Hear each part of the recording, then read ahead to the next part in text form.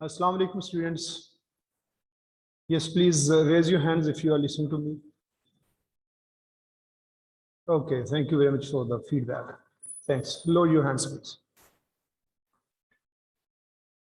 Okay, तो यहाँ से हम इंग्लिश का बुक में से स्टार्ट ले रहे हैं। तो बुक में कुछ चीज़ें ऐसी थी जो हम पहले कर चुके हैं, यानी हमने ओरली वो चीज़ें डिस्कस की थी कि अमेरिकन है या ब्रिटिश है, वो चीज़ें सारी इसमें मौजूद थी। और फिर इसमें ये आएगा कि अब आप कौन सी चूज़ करेंगे, ब्रिटिश या अमेरिकन। उसमें उसने कहा था कि आप एक कोई भी चूज़ कर लें, चाहे ब्रिटिश पे जाएं या अमेरिकन पे जाएं, लेकिन जिस पे भी जाएं you are to remain consistent, you must remain stuck to a single version. वो चाहे अमेरिकन ले लें या ब्रिटिश ले लें, एक पे रहें। लेकिन मेरी रिकमेंडेशन बहरहाल फिर भी आपको ये है कि आप ब्रिटिश पे रहें, क्योंकि ये ज़्यादातर चीज़ें ब्रिटिश की ही डिस्कस हुई हैं आगे भी। इसलिए जो डिफरेंसेस हैं हम उनमें अपने आप को कंफ्यूज ना करें, ब्रिटिश में रहें तो ज़्यादा अच्छा, ईजी है हमारे लिए। अब ये है आपके सामने parts of speech.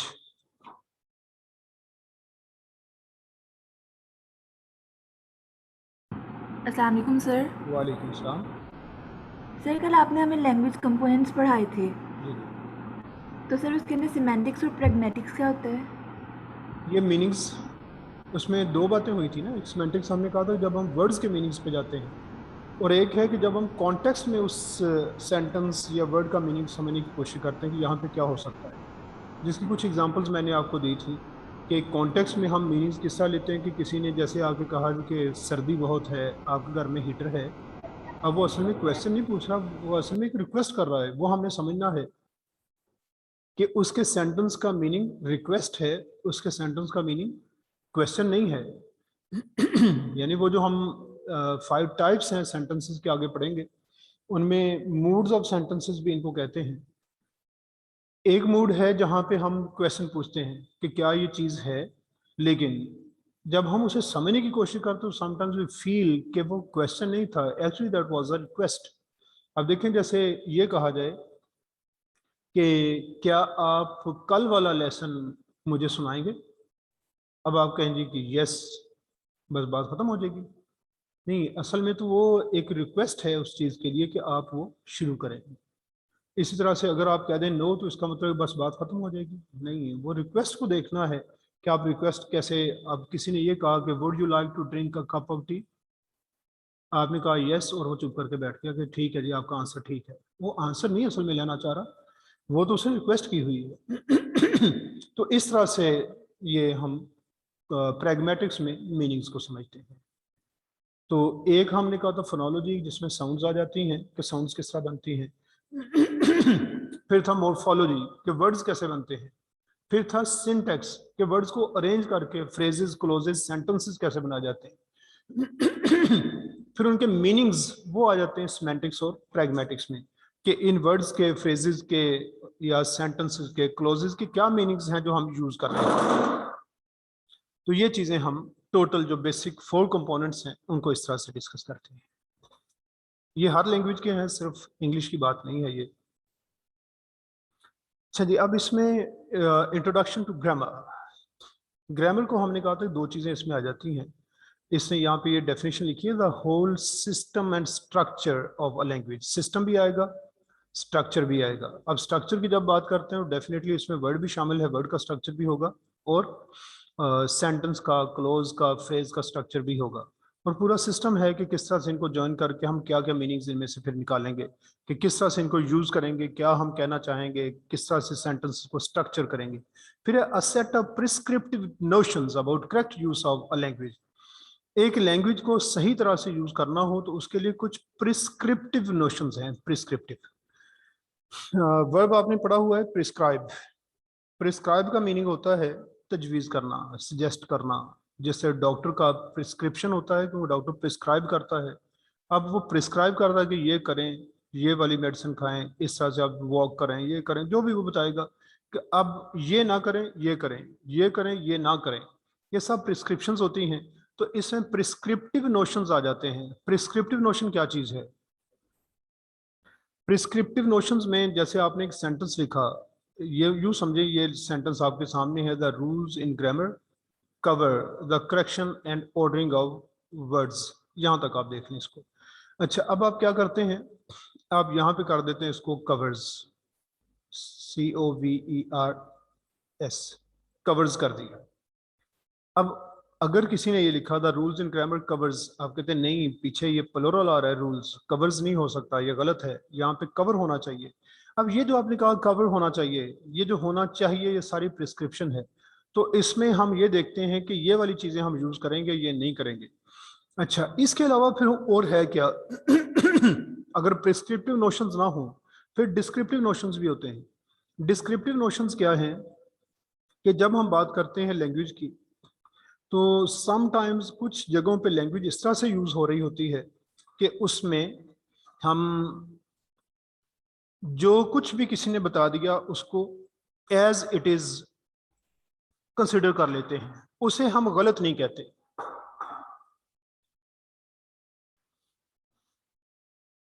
Just wait please.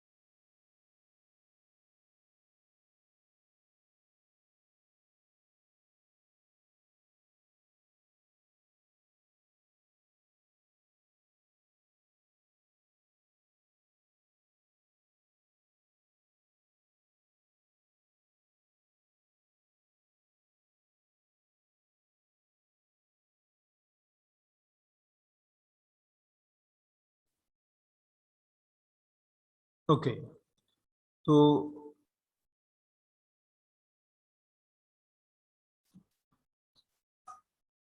Rules in grammar, इन्हें हमने कहा कि ये प्रिस्क्रिप्टिव नोशंस हैं। डिस्क्रिप्टिव क्या है? किसी ने, आदमी ने, आप देखें आप अपनी लैंग्वेज जो है ना, इसके अंदर पंजाबी लैंग्वेज में देखते हैं बहुत सारे लोग डिफरेंट वे से इसी लैंग्वेज को यूज कर रहे होते हैं। अब देखें पंजाबी में जब कोई कहता है ना कि जैसा उर्दू में कहते हैं वो गए हैं, पंजाबी में क्या होता है गए ने। लेकिन आपने कई दफा ऐसे लोगों को मैं भी सुना हो, जब वो बोलते हैं वो कहते हैं वो गए नहीं, गए नी। अब उन्हें कोई रोक के ये नहीं कहता कि गए नी नहीं होता, गए ने होता है। कि आप तो प्लुरल की बात कर रहे हैं, आप कौन सा कोई फेमिनिन की बात कर रहे हैं? लेकिन कोई नहीं कहता, क्योंकि वहां प्रिस्क्राइब करना मकसद ही नहीं है, वहां तो हमने उनका मैसेज लेना है बस। एक लैंग्वेज के अंदर वो जो कुछ भी बोल रहे हैं वो डिफरेंट वर्जन है उसके। हाँ, स्टैंडर्ड जब वर्जन की बात होगी फिर हम प्रिस्क्रिप्टिव नोशंस पे आ जाते हैं। जब स्टैंडर्ड की बात होगी कि एक स्टैंडर्ड कौन सा फॉलो करना है, वहां प्रिस्क्रिप्टिव। अदरवाइज डिस्क्रिप्टिव है कि जो किसी ने बोल दिया बट डिस्क्राइब करें कि इसमें नाउन कौन सा उसने बोला, उसने एडजेक्टिव कौन सा यूज किया, वर्ब कौन सा यूज किया, ये उसके अंदर हो सकता है। ये नहीं हो सकता कि ये करें ये ना करें, ये कहें ये ना कहें, ऐसा नहीं। एनीवे यहाँ पे अब हमने ये कहा था रूल्स इन ग्रामर कवर, अगर एस लगाएंगे तो फौरन ही उसको इंसर्कल करके बताया जाएगा कि ये आपने नहीं करना, यहाँ पे ये होना चाहिए, ये प्रिस्क्रिप्शन है, प्रिस्क्राइब करना। Then the rules in grammar cover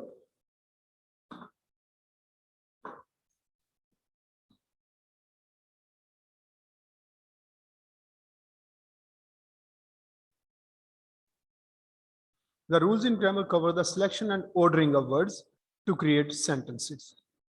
तो ग्रामर के रूल्स क्या बताते हैं कि वर्ड्स किस तरह सेलेक्ट करने हैं और किस तरह उनको ऑर्डर करना है ताकि हम सेंटेंसेस बना सकें। तो ये इसने यहाँ पे जो रूल्स की बात की ग्रामर की, इसने मेनली सिंटेक्स की बात की है।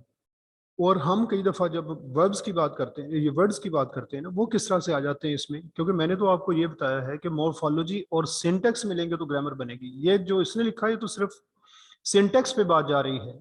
वर्ड्स का कैसे आ जाता है कि जब हम प्लूरल वगैरह बनाते हैं उसमें आप देख सकते हैं कि कहा जाता है चाइल्ड से चाइल्ड्स नहीं बनाना, चाइल्ड से चिल्ड्रन प्लूरल बनाना है। अब उसमें हम सेंटेंस कोई नहीं बना रहे, लेकिन वर्ड का स्ट्रक्चर जरूर हम देखेंगे कि किस तरह से प्लूरल बनेगा। तो इस वजह से मॉर्फोलॉजी और सिंटैक्स दोनों जब आप कंबाइन करेंगे तो फिर ग्रामर बनेगी। Every word belongs to one of a number of classes depending on how it is used in a sentence. देखें, जब आप लोग बोल रहे होते हैं ना, उस सूरत में क्या होता है कि आप एक्चुअली एक स्ट्रिंग ऑफ साउंड्स है आपके मुंह से जो निकल रहे हैं वर्ड्स, एक स्ट्रिंग बनती जाती है, एक स्ट्रिंग है, तार की तरह से वो चल रही है साउंड्स की। और किसी जगह पे आप ये नहीं कहते यहाँ फुल स्टॉप है, यहाँ क्वेश्चन मार्क है, यहाँ कॉमा, यहाँ सेमीकोलन, कुछ नहीं कहते आप। What do you say? You just go on speaking and there is a string of sounds that's coming out of your mouth. It's up to the next person to perceive where the pause is to be created, where he is to put a question mark, where he is to put an exclamation mark, where there is some space. He feels that this is the separation between the two words, but that space is actually to be created by your receiver, not by you. आप तो बोलते जा रहे हैं जैसा मैं बोल रहा हूँ, but it's up to your mind. आपका जो माइंड है दैट्स अ यूनिक फिल्टर।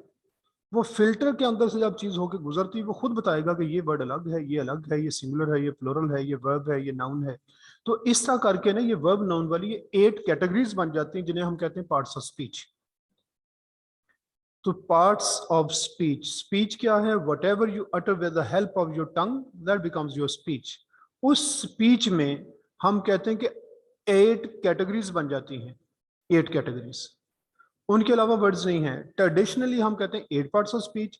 कुछ ग्रामेरियंस ने, फिर मॉडर्न ग्रामेरियंस ने 9 कर दिया, कुछ ने 10 भी कर दिया, लेकिन आमतौर पे क्या है, पुरानी 8 पार्ट्स ऑफ स्पीच हैं जिनको स्टैंडर्ड पार्ट्स ऑफ स्पीच माना जाता है। Every word belongs to one of a number of classes depending on how it is used in a sentence. कि एक सेंटेंस में किस तरह से ये यूज होते हैं वो कैटेगरीज देखनी है। These different classes are called parts of speech. A part of speech does not explain what a word is. Parts of speech में हम ये नहीं देखते कि वर्ड किस तरह बनता है, किन लेटर्स को ज्वाइन करें, वो जो मॉर्फोलॉजी है, मॉर्फोलॉजी इसमें नहीं आती। हम जब ग्रामर की बात करते हैं उसमें 2 चीजें आ जाती हैं, सिंटैक्स और मॉर्फोलॉजी। लेकिन पार्ट्स ऑफ स्पीच जो है वो हम ये नहीं कहते कि हम यहाँ पे स्ट्रक्चर की बात करेंगे। स्ट्रक्चर की बात करें वो फॉर्म होती है, फॉर्म या स्ट्रक्चर अलग चीज है, और मीनिंग और फंक्शन ये अलग चीज है। ये 2 तरह से हम वर्ड्स को देखते हैं, एक उनका मीनिंग देखते हैं, एक उनका स्ट्रक्चर देखते हैं। पार्ट्स ऑफ स्पीच में हम मीनिंग देखेंगे, स्ट्रक्चर नहीं देखेंगे।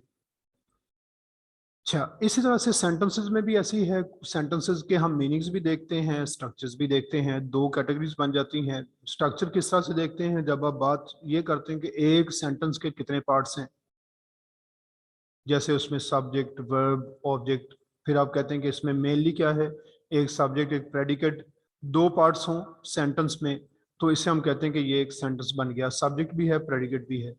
लेकिन जब हम मीनिंग की बात करते हैं तो फिर हम सब्जेक्ट प्रेडिकेट को नहीं देखते, फिर ये देखते हैं कि इस सेंटेंस के थ्रू क्या मीनिंग कन्वे किया गया है, कि इसके थ्रू हमें रिक्वेस्ट की गई है, कोई एक्सक्लेमेशन दी गई है, स्टेटमेंट दी गई है, या क्वेश्चन पूछा गया है, या कोई ग्रीटिंग्स हैं। ये मीनिंग सारे के सारे ये मीनिंग्स हैं, इनको हम मीनिंग समझते हैं। तो इसी तरह से जब वर्ड्स की बात आती है ना, वर्ड्स का एक वर्ड का मीनिंग होगा, एक उसका स्ट्रक्चर होगा। स्ट्रक्चर किस तरह से है कि जब आप कहते हैं अनएम्प्लॉयमेंट, आप कहते हैं इसमें रूट था एम्प्लॉय, साथ आपने अन एक प्रीफिक्स लगा दिया और मेंट आपने सफिक्स लगा दिया, अनएम्प्लॉयमेंट। ये 3 पार्ट्स मिला के आपने एक वर्ड बनाया, ये स्ट्रक्चर की बात है। लेकिन फिर हम कहते हैं है क्या, हम कहते हैं मिलके एक नाउन बन गया। जब आपने नाउन उसे कहा तो ये आप मीनिंग की बात कर रहे हैं, अब आप उसका स्ट्रक्चर नहीं बता रहे। तो इस तरह से पार्ट्स ऑफ स्पीच जो होते हैं इनमें हम वर्ड्स के स्ट्रक्चर की बात नहीं करते, इनमें हम मीनिंग्स की बात करते हैं। A part of speech does not explain what a word is rather how it is used। तो इसमें यह देखा जाता है कि वर्ड किस तरह से यूज हुआ, नाउन के तौर पे यूज हुआ या वर्ब के तौर पे यूज हुआ, ये हम देखते हैं, ये नहीं कि वर्ड बना कैसे है। अब इसकी मैं आपको एक एग्जांपल देता हूं, ये बोर्ड पे देखें जरा।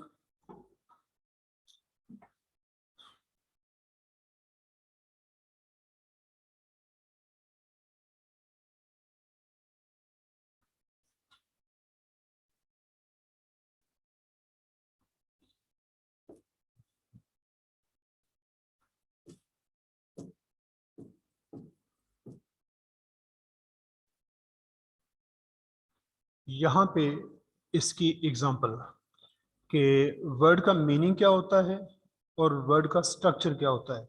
पार्ट्स ऑफ स्पीच में हम किस तरह से इनको चेक करते हैं। वर्ड है, याद रखें कि जब तक कोई वर्ड कॉन्टेक्स्ट में यूज ना हो जाए उस पर कोई लेबल आप नहीं लगा सकते कि ये वर्ब है, नाउन है, या एडजेक्टिव है, या एडवर्ब है, प्रेपोजिशन है, आप कुछ नहीं उसे कह सकते। ओके अब एक क्वेश्चन है कि ये वर्ड है आपके सामने blind, BLIND। Parts of speech में क्या है blind? Raise your hands please.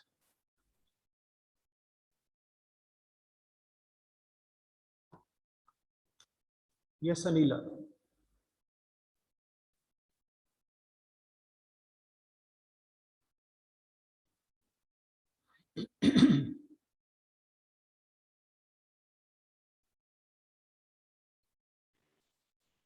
Verb है सर ये। Sorry verb.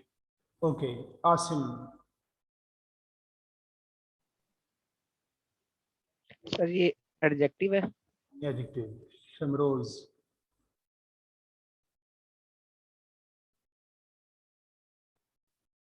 याहिया। सर ये ऑब्जेक्ट है। ऑब्जेक्ट? आपने तो सारा काम ही खराब कर दिया। शमरोज। एडजेक्टिव है सर, एडजेक्टिव। एडजेक्टिव। चलिए बस चल।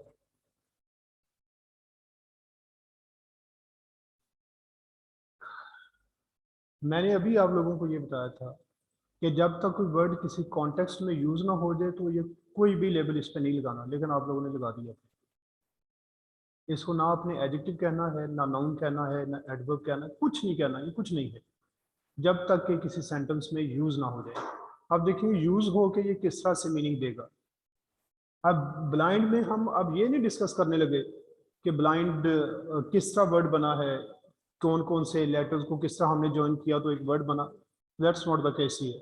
यहाँ पे जो हमारा मेन काम है वो तो ये देखना कि यूज किस तरह से हुआ है। व्हाट पे नहीं हम जाएंगे कि वर्ड कैसे बना, इसका what is the structure of the sentence, नहीं, how has it been used, ये पूछेंगे हम कैसे यूज हुआ है। ये देखिए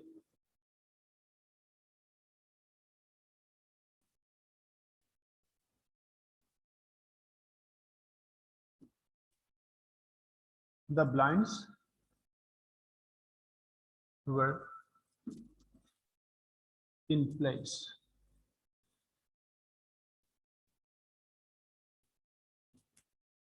The blind dog was killed।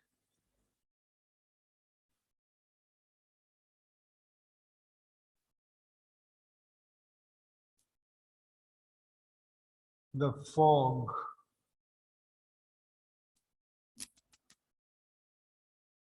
blinded the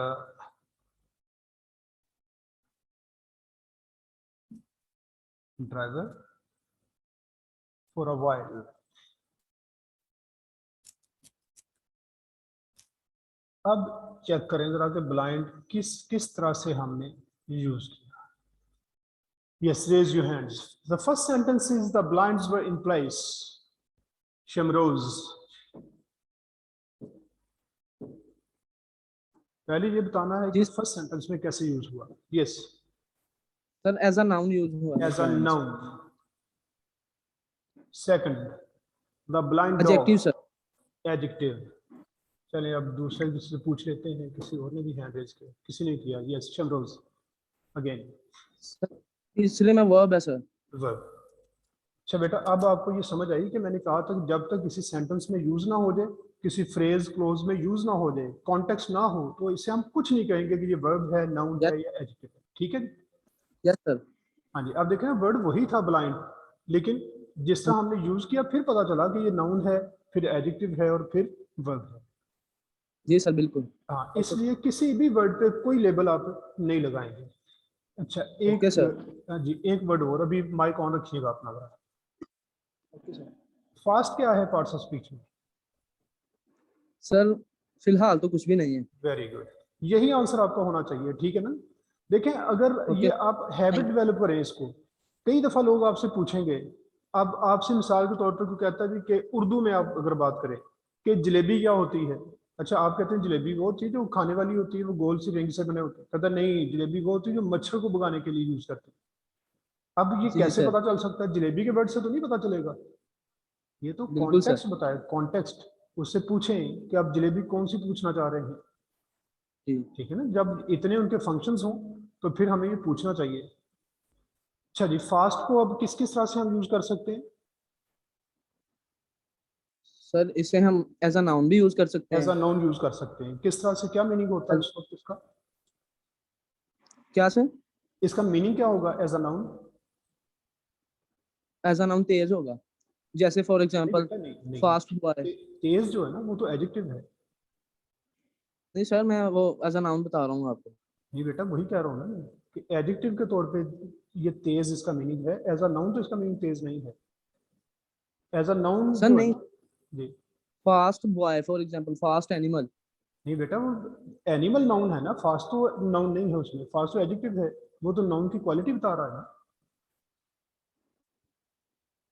देखिए, आपने कहा सर फास्ट व्हीकल। अब व्हीकल जो है वो नाउन है, फास्ट तो इसको मॉडिफाई कर रहा है कि किस तरह से, वो एडजेक्टिव है साथ फास्ट। जी सर। जी। तो फास्ट एज अ नाउन जो है ना, वो तो इसका होता है जब हम इसके साथ कोई ए एन वगैरह लगा सकें, या फिर अगर अनकाउंटेबल नाउन है तो हम ए एन के बगैर वी के साथ इसे यूज कर सकें, ऐसा तो हो सकता है। लेकिन अगर आप इसके साथ नाउन लगाएंगे फिर तो इसका मतलब नाउन का मॉडिफायर है, खुद नाउन नहीं है वो। जी तो सर बिल्कुल। हाँ जी, फास्ट एज अ नाउन का मीनिंग क्या होता है? रोजा। ठीक है ना। फास्ट। रोजे को फास्ट कहते हैं ना। जी सर बिल्कुल। हाँ जी, वो नाउन है रोजा। Okay sir. हाँ, जब आप कहते हैं तेज गाड़ी, तेज ड्राइवर, इस तरह की बातें करते हैं, वो फिर फास्ट एडजेक्टिव हो जाता है। अच्छा एडजेक्टिव हो जाएगा जी सर। जी, ठीक है। तो इस तरह से इसको फास्ट एडवर्ब भी होता है। जी सर होता है। कैसे? जैसे sir for example he runs fastly. Fastly बेटा कोई वर्ड नहीं है। ये बहुत बड़ी एक एरर है जो आमतौर पे ना फास्टली का वर्ड स्टूडेंट्स यूज कर जाते हैं। फास्टली वर्ड है ही नहीं है इंग्लिश में। वहां भी हम फास्ट ही यूज करते हैं लेकिन वो होता है एडवर्ब है। देखें, एक है कि द कार वाज फास्ट, एक है the car rain fast.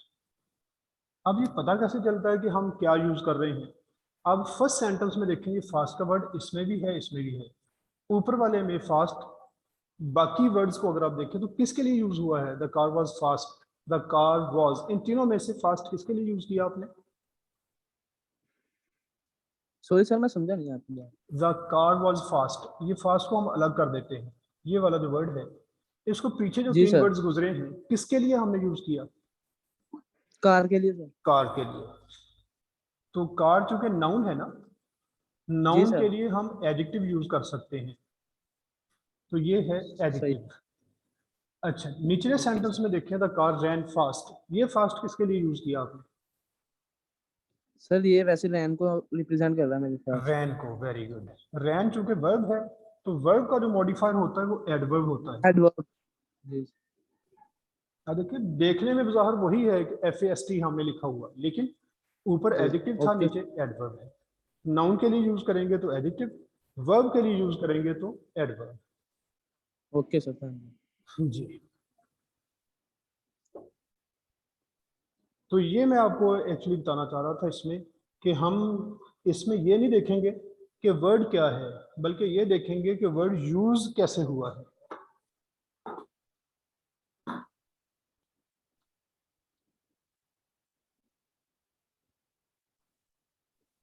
Well,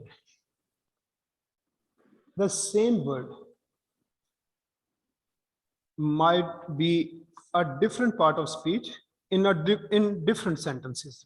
word वही होगा लेकिन डिफरेंट सेंटेंसेस में यूज होने की वजह से उसके फंक्शंस चेंज होते रहेंगे। ये जैसे हमने अभी किया था कि ब्लाइंड को हमने यूज किया, वो एडजेक्टिव भी था और वर्ब भी था और नाउन भी था। वो हम यहाँ से देख भी सकते हैं कि ये ब्लाइंड आपके सामने है, ब्लाइंड को हमने यूज किया। ये देखिए यहाँ पे एडजेक्टिव भी है और यहाँ पे वर्ब भी है और ऊपर नाउन भी हमने ब्लाइंड को यूज किया। तो इस तरह से ये वर्ड्स यूज हो जाते हैं। ये कॉन्टेक्स्ट में बताना है कि ये पार्ट्स ऑफ स्पीच में क्या है। Then traditional parts of speech. Traditionally हम ये कहते हैं कि 8 पार्ट्स ऑफ स्पीच हैं जिनमें verb, adverb, noun, pronoun, adjective, preposition, conjunction, interjection, ये 8 parts of speech हैं। Traditionally, there are 8 such parts, but some modern writers separate out other classes in addition to these. आमतौर पे जो additions किए गए हैं ना, उसमें से ये किया गया है कि कुछ grammarians ने ये किया कि adjective के अंदर से ये determinants इसको अलग कर दिया, वो इसे फिर 9th part of speech के तौर पे लेते हैं। इस तरह आप verb में चले जाएं तो वर्ब में उन्होंने जो ऑक्सिलरी वर्ब है, ये कौन बताएगा ऑक्सिलरी वर्ब क्या होता है? ये शमरोज। सॉरी सर, मेरे ज़हन से निकल गया, मुझे पता था वैसे। अच्छा चलें, और कौन बताएगा auxiliary verb?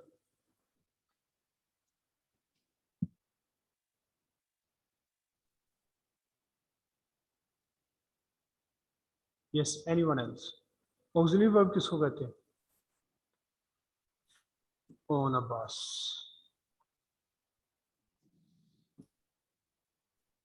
Yes, own. Sir yes. Can, could, may, might. अच्छा बेटा, एक बात याद रखें आप सारे बच्चे कि जब भी कोई बात पूछी जाती है ना, उसकी डेफिनेशन पहले होती है और फिर उसकी एग्जाम्पल होती है। आमतौर पे स्टूडेंट्स की जो मिस्टेक है बड़ी कॉमन, वो ये कि उनसे जब कोई बात पूछते हैं वो एग्जाम्पल्स बताना शुरू करते हैं। एग्जाम्पल बाद में, पहले डिफाइन करें कि ये कैन कुड जो बताए हैं जन्नत ने, कि ये है क्या असल में, वो बताना है। ये तो एग्जाम्पल्स हैं। यस, और कौन सर मैं बताएगा? बताऊं? जी बेटा बताएं। सर मूड्स वगैरह को रिप्रेजेंट करते हैं। क्या हम हेल्पिंग वर्ब्स कह सकते हैं? नो सर, नहीं, मेरा ख्याल कह ले तो अच्छा है। Helping verb. ये हाँ जी हेल्पिंग सर जी, वर्ब्स कह सकते हैं लेकिन सारे जी सारे नहीं? सारे नहीं, प्रिंसिपल वर्ब्स को निकाल के। नहीं बेटा, वो ऑक्सिलरी वर्ब जब हम कहते हैं तो हम कहते हैं हेल्पिंग वर्ब्स को। जी जन्नत, हेल्पिंग वर्ब। हेल्पिंग याद आ गया अब? Yes sir. हाँ, वो जो ये एग्जैक्ट मुझे नहीं आती। कोई बात नहीं, डेफिनेशन बेटा एक बात याद रखें, हमारा काम जो है ना यहाँ पे कोई डेफिनेशन पूरी पूरी याद करना या याद करवाना है भी नहीं।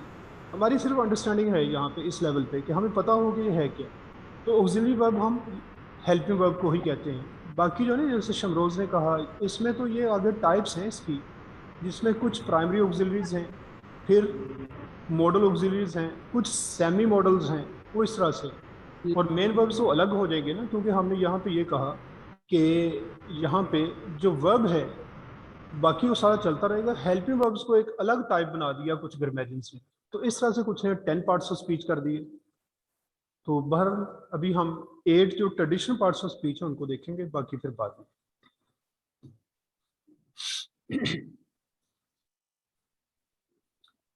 हाँ, सबसे पहले इसमें वर्ब,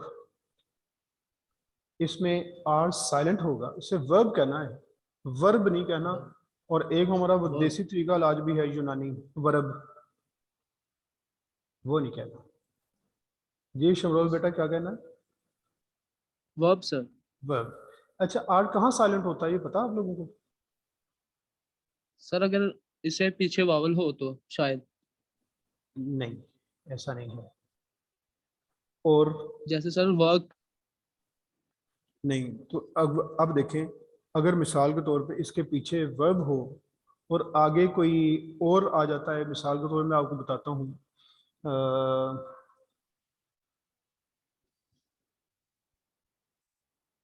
ARISE, इसमें आर प्रोनाउंस करेंगे या साइलेंट होगा? इसके पीछे वर्ब है। प्रोनाउंस करेंगे सर। अब इसके पीछे तो ए वर्ब मौजूद है, वो वाउल मौजूद है। जी सर। हाँ, एक्चुअली याद रखें कि इससे पीछे क्या है वो हमारा कंसर्न होता ही नहीं है, इसके आगे क्या है वो देखना हमें। आर ठीक के सर। बाद अगर वाउल साउंड हो, वाउल साउंड, लेटर की बात नहीं है। वाउल साउंड्स कितनी है ये कल भी बात हुई थी। Vowel sounds, how many vowel sounds are there?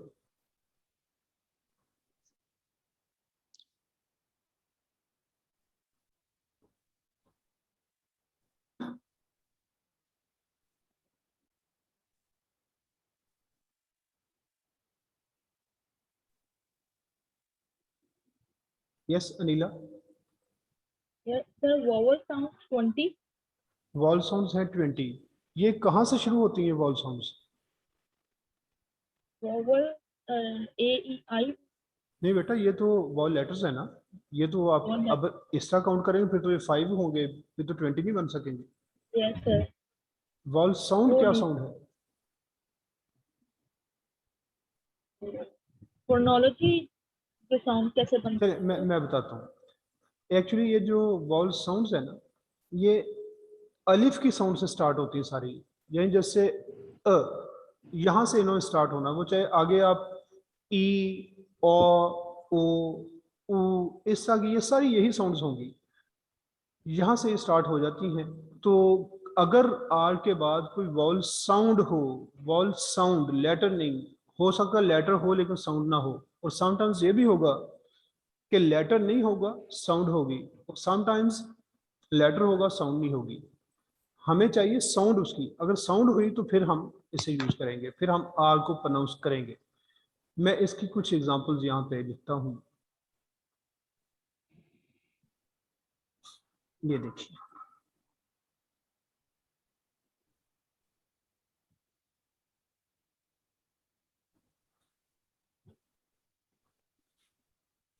हैं?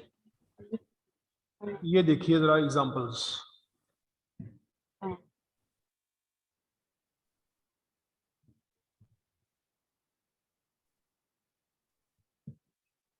Silent and pronounced R।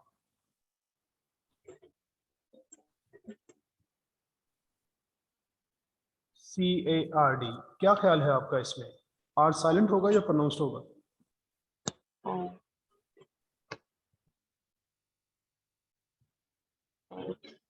Silence.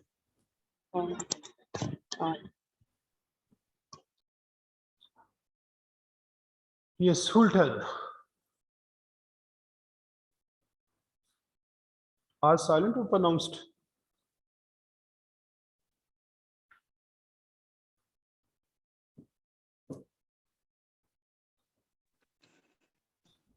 Pronounced हो।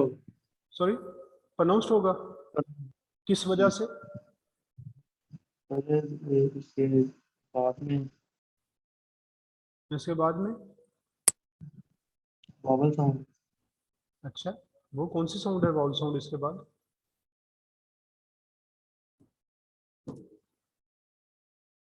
और कौन बताएगा?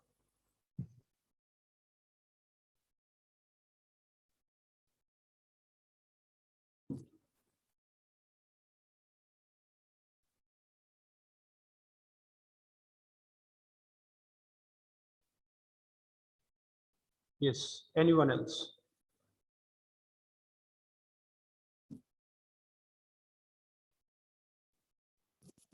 सर साइलेंट होगा साइलेंट होगा किस वजह से?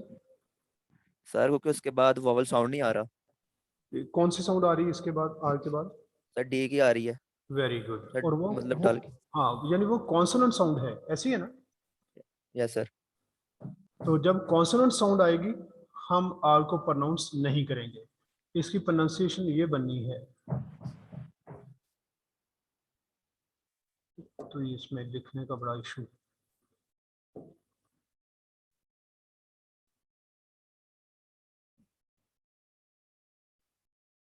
कार्ड।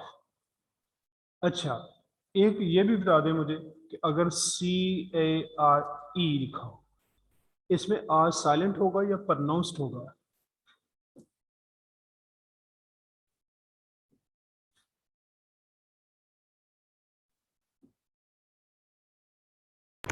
सर प्रोनाउंस्ड होगा रीजन?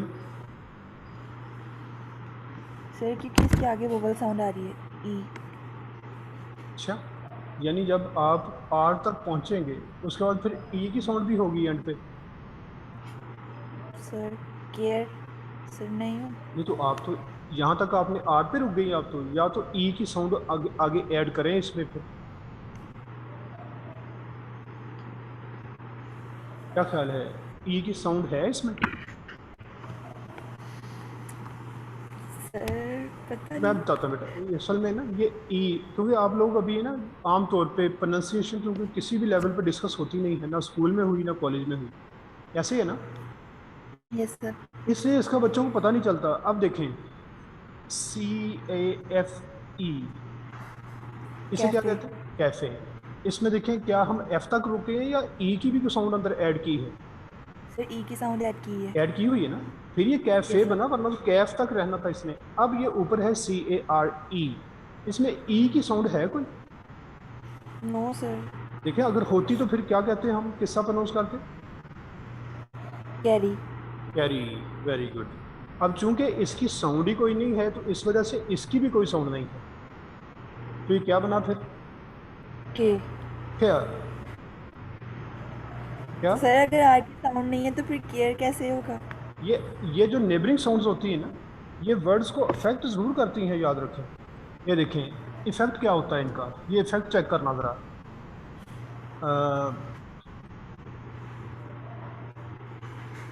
ये देखिए CUT प्रोनाउंस करें जरा। ये कट। कट। CUTE। क्यूट। अब बताएं ई की साउंड है जो आपने वर्ड बोला, नो सर। लेकिन चेंज क्यों हुआ? नेबरिंग साउंड की वजह से। Very good. वो नेबरिंग साउंड कौन सी थी? ई साउंड, ई थी ना अंदर। अब देखिए Yes, ई जो था ना लेटर, इसने उसकी प्रोनाउंसिएशन को चेंज जरूर किया, खुद अपनी कोई साउंड नहीं दी। Okay sir. ऐसे है ना, देखिए या तो हम इसे कहें QT या QT, इसे प्रोनाउंस करते फिर तो ई की साउंड, ई की अपनी साउंड कोई नहीं है, लेकिन इसने नेबरिंग लेटर्स को इफेक्ट जरूर किया है। ठीक है, yes sir.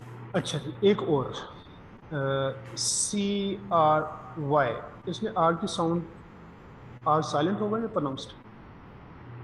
Cry. Sir pronounced होगा। रीजन? सर वाई आगे वोवल साउंड। वॉल साउंड है। वॉल साउंड कौन सी है यहाँ पे? सिर्फ Right. साउंड बतानी है। साउंड क्या है? आई। हाय, वेरी गुड। अब देखिए यहाँ पे लेटर नहीं है, साउंड है, इस वजह से आर को हम प्रोनाउंस करेंगे। Okay sir. होप कि आप लोगों को समझ आ गई होगी कि आर किस तरह से प्रोनाउंस है और किस तरह से साइलेंट है। अच्छा जी, चलें माइक अपना ऑफ कर लें जी। इसमें अब वर्ड में देखें यूज टू डिस्क्राइब, ये जरा मैं गुजरिश इंग्लिश थोड़ी सी सुन लूँ ब्रिटिश के बाद, ये अनस गुजर। यस सर इसका मतलब कि केयर के में आर जो है वो साइलेंट है। जी, आर साइलेंट है उसमें। ठीक है सर। अभी मैं और बताता हूँ आपको, चले आपके क्वेश्चन से मुझे याद आ गया। ये बताओ अनस बेटा, आप CAR इसको क्या प्रोनाउंस करेंगे?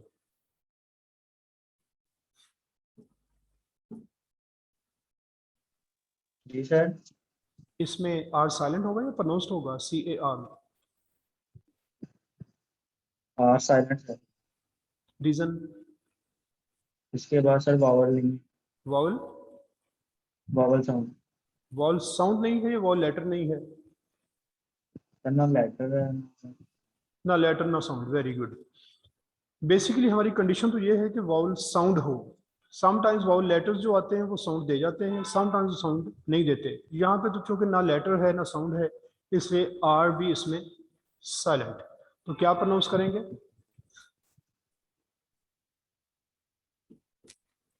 क्या प्रोनाउंस करेंगे इसको?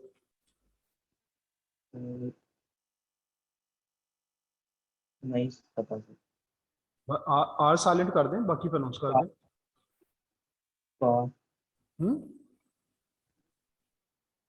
बोलिए जरा, तो शर्मा गए हैं मेरा हाल वैसे। जी, नहीं टोटल स्पेलिंग स्पेलिंग क्या आते हैं पूरे लफ्ज के वर्ड के? वो तो आपके ऊपर लिखे हुए हैं स्पेलिंग। ओ सर मैं का सर। खा, ठीक है। तो ये जो गुजर आपने लिखा, ये आर साइलेंट होगा या प्रोनाउंस्ड होगा वैसे इंग्लिश के एतबार से? Sir silent. इंग्लिश में साइलेंट हो जाना, बहरहाल ये चूंकि हमारे अपने वर्ड्स हैं इधर के, इसलिए साइलेंट करने की कोशिश ना करें। अच्छा जी, ये आर का भी मसला हल हो गया। अब ये देखें कि वर्ब है क्या। Use to describe an action, state और अकरेंस। वर्ब को कहाँ यूज करते हैं हम? कि इसने कोई एक्शन बताना है, कोई स्टेट बतानी है, या कोई अकरेंस बतानी है। ये स्टेट और अकरेंस, इसको हम तकरीबन सेम ही समझते हैं, इसलिए आपने दो वर्ड्स यहाँ पे याद रखने हैं। दो वर्ड्स जो कि जरूरी हैं, वो क्या है कि दो तरह के वर्ड्स हैं जो वर्ब को इंडिकेट करते हैं। एक उसमें आ जाती है डूइंग, दूसरी है बीइंग। डूइंग और बीइंग यानी वर्ब्स दो चीजें इंडिकेट करेंगे, या कोई एक्शन या स्टेट ऑफ बीइंग। एक्शन क्या है कि जैसे ये कहना, आप कहते हैं कि मैं इंग्लिश पढ़ता हूँ, ये आप अपनी एक एक्टिविटी, अपना एक्शन बताते हैं। आप कहते हैं मैं नाश्ता कर रहा हूँ, मैं पानी का एक गिलास पी रहा हूँ। ये पीना आपने अपनी एक एक्टिविटी, अपनी डूइंग बताई। इसी तरह से मैं क्रिकेट खेल रहा हूँ, ये क्या आप कर रहे हैं, जो कर रहे हैं वो बता रहे हैं। लेकिन जब आप ये कहते हैं कि मैं मसरूफ हूँ, मैं एक तालिब इल्म हूँ, मैं एक लड़का हूँ, मैं पाकिस्तानी हूँ, मैं फैसलाबाद का रहायशी हूँ, अब इसमें तो आपका कोई एक्शन नहीं है। एक्शन तो वो था कि अगर आप कुछ कर रहे होते। यहाँ आपने अपनी स्टेट ऑफ बीइंग बताई कि आप क्या हैं, क्या करते हैं, नहीं करना नहीं बताया बल्कि होना बताया कि आप क्या हैं। तो यहाँ पे use to describe an action, state और occurrence. The term verb phrase is used to describe a verb with other words to indicate tense, mood और person.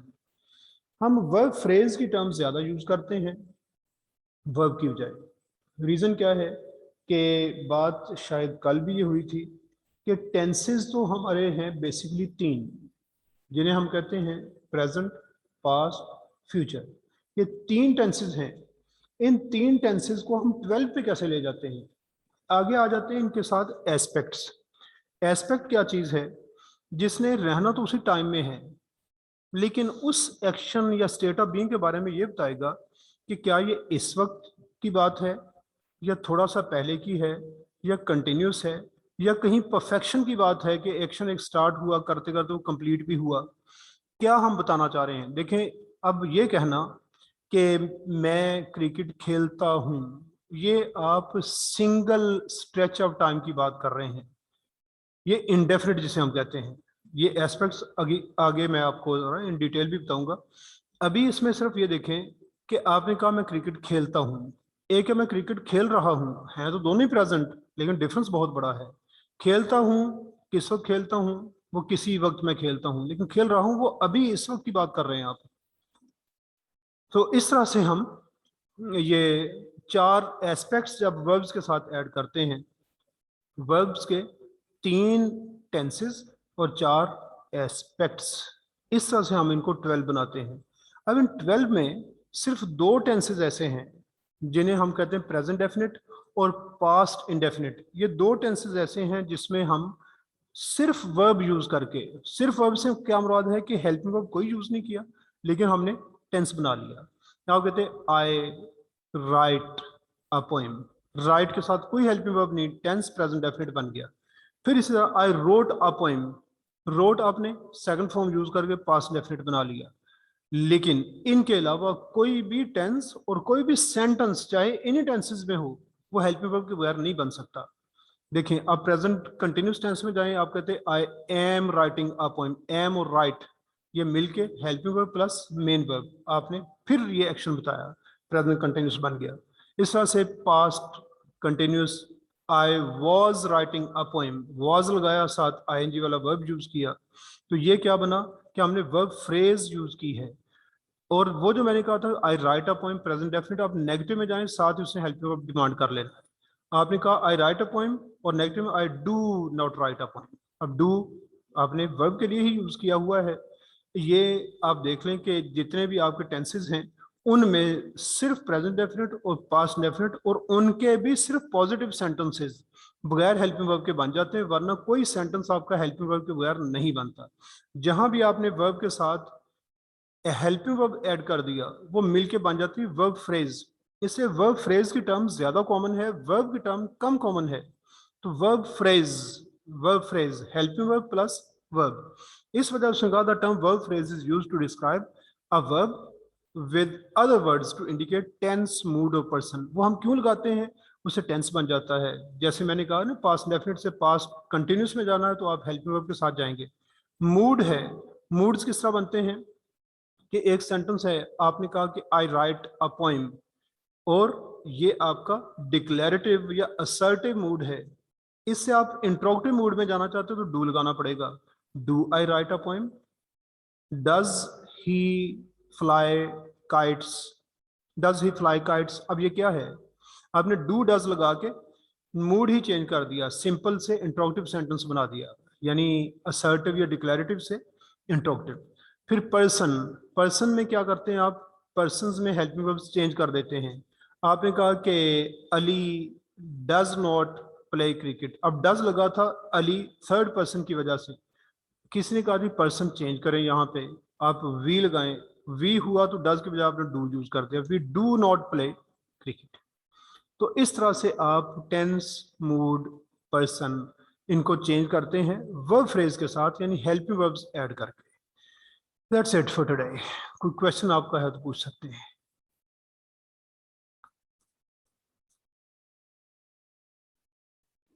Yes Shamroz. Sorry sir वो लाइट चली गई थी। ओके सर ये doing और being आपने predicate कब बताया है? नहीं बेटा, ये डूइंग और बीइंग हम जब वर्ब की बात करते हैं ना, तो उसमें ये देखना कि जी वर्ब के जरिए क्या इंडिकेट किया जाता है। तो वर्ब 2 चीजें इंडिकेट करता है, या एक्शन या स्टेट। एक्शन हो तो हम कहते हैं ओके ये डूइंग है, और स्टेट हो तो बीइंग है। ठीक sir, thank you. Okay, then see you in business communication. Anas, just a minute.